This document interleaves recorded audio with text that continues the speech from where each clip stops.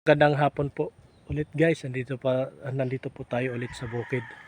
Ayan, napapasyalan po natin yung ginawa po ni Kuya Joseph na ano, na lunan. Yung tawag po dito sa amin sa Waray is lunan, yung pinaglulutuan po ng gagawing kopra. So ayan, tara. Papakita ko po sa inyo guys. So ayan na nga po guys, ito na po yung ginawa namin ni Kuya Joseph na lunan. Ayan.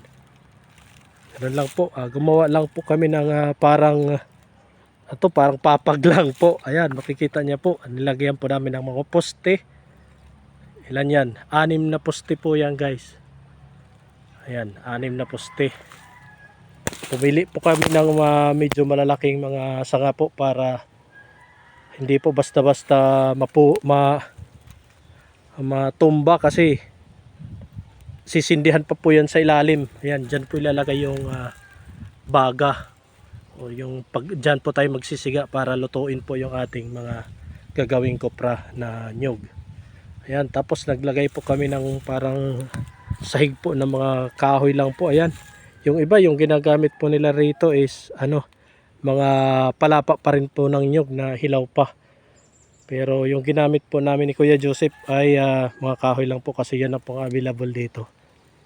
Tapos naglagay rin po kami ng screen. Ayan, para hindi po guys lumusot yung mga nyug na ilalagay dito sa taas. Ayan. So ganun lang po guys gumawa ng paglulutuan ng kopra. Kuya Joseph, yung ating kasama, sabi ni Kuya Joseph, ilang buwan Kuya Joseph bago mag kopra? Ayan, 3 po.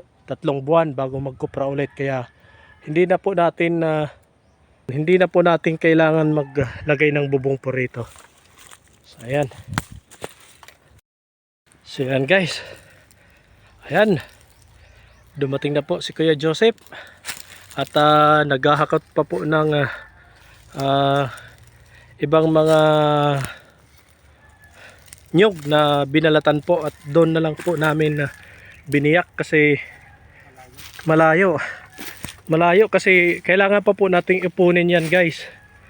Na makikita nyo naman po na medyo malayo-layo po yung mga agwat po ng mga nyug. Pero yung iba, ayan, makikita nyo po. Ayun, babalatan pa po namin ni Kuya Joseph yun. Inaayos na po ni Kuya Joseph yung mga bagong nabalatan at binagtak or biniyak na po na nyug. Ayan po. Para isalansan po dito, ayan. Yung kanyang ginagawa po ay isasalansan na po yan dyan guys. Tapos lalagyan na po ng apoy sa ilalim or baga para lutuin po yung ating nyug.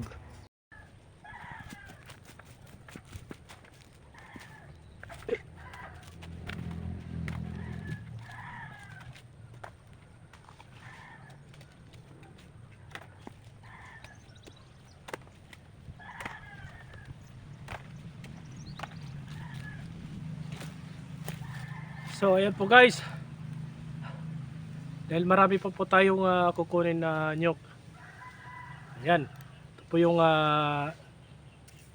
isang proseso pa po guys, kung paano magkopra, yung maghakot.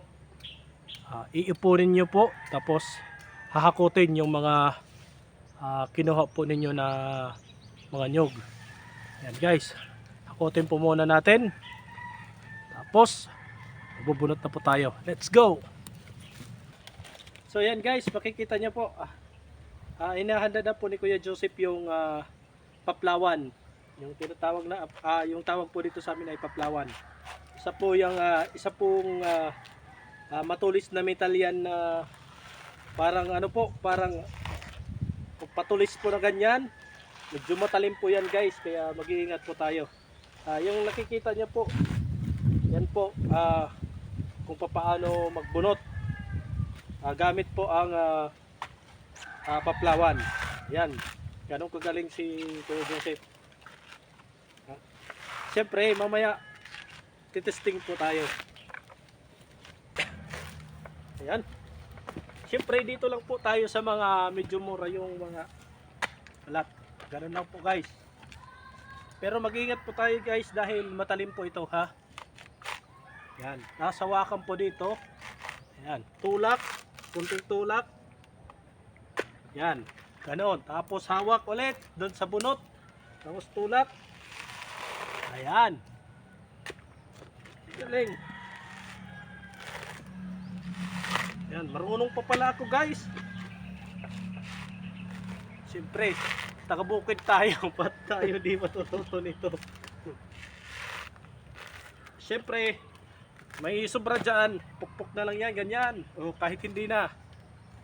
Yan lang yan. So, ayan na mga po guys. Yung nabiyak po namin na mga nyug ni Kuya Joseph. Andun po siya at kumakain po. Kaya ako lang po muna nagbantay. Ayan. Ito po yung isa po na step po paano gawin po ang pagkukupra bago po maibenta para gawing cooking oil or mantika. So ayan na nga guys yung update po natin. Ayan, nandito na po si Kuya Joseph at sinindihan na po yung ating mga bunot ng nyog. Ayan, pinipili po ni Kuya Joseph yung ginagawa niyo po guys. Yung ang ano po guys, sobrang lakas po ng usok. Ayan, susupukit po tayo.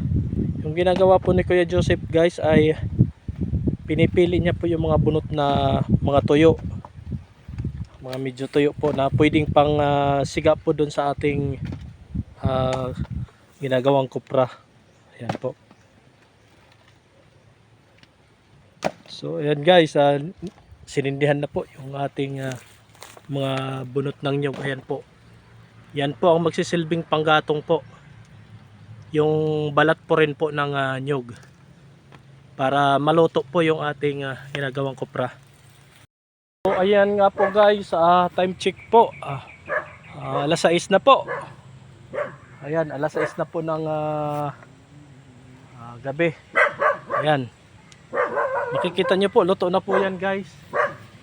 Ayan. Naluto na po namin ni Kuya Joseph.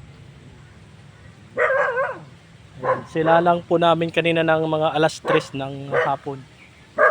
Pero ngayon okay na po yan guys. Luto na po yan. Bukas ay siguro mga hapon na rin magluluk ba na kaming tawag doon. Yung tatanggalin na po yung ito po. Yung kanyang laman, yung kanyang coconut meat. Tawag nila coconut meat ito. Lulugitin po tawag doon, yung tatanggalin na po doon sa shell, sa coconut shell. Yan, doon sa kanyang bao.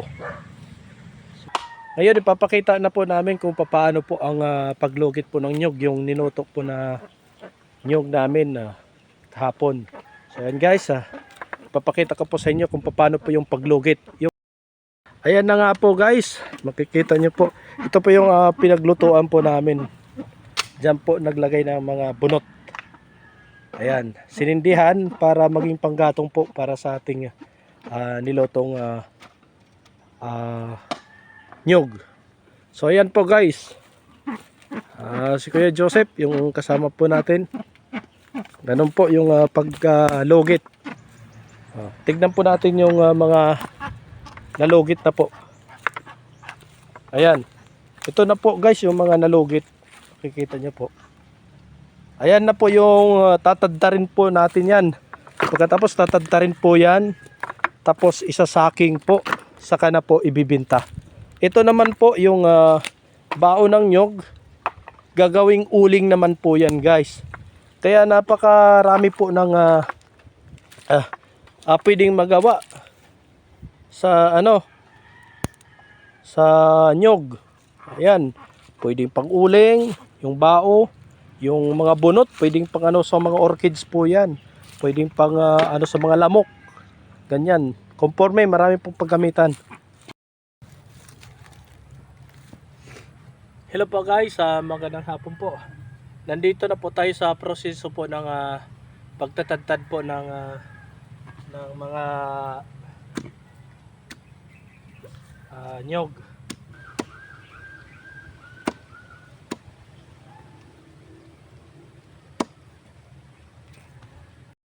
So ayan guys, magsasaking na po kami. Ayan po yung ginagawa po ni Kuya Joseph. Yan na po yung mga natadtad po natin na kinopra po.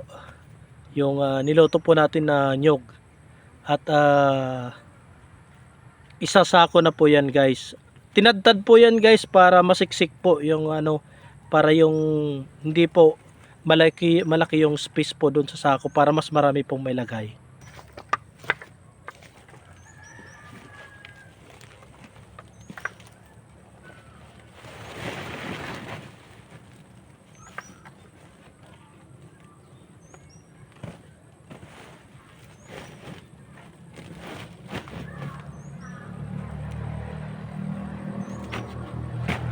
Yan guys, babayuhin po yan para siksik na siksik po.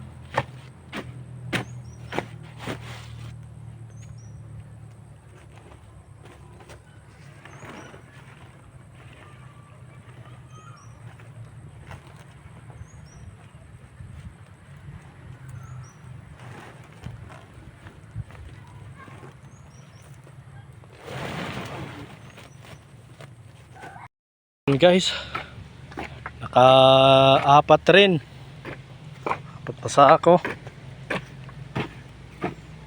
Ayan. Ready for delivery na po yan guys. Ayan po. Ganun lang po ang proseso po ng paggawa po ng kopra. Pagkukopra, ganun lang po.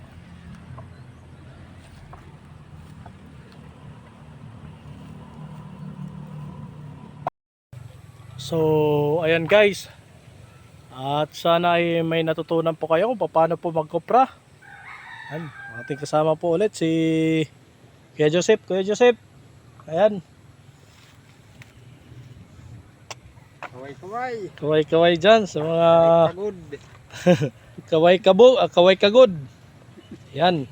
Naka po tayo guys. Kalima. Apat. Ayan. Kakabili ng Makakabili ng ulam tsaka bigas guys. Yan, maraming salamat po ulit. Ako po ulit si Kuya Alex. Sana may natutunan po kayo kung paano po mag-kopra.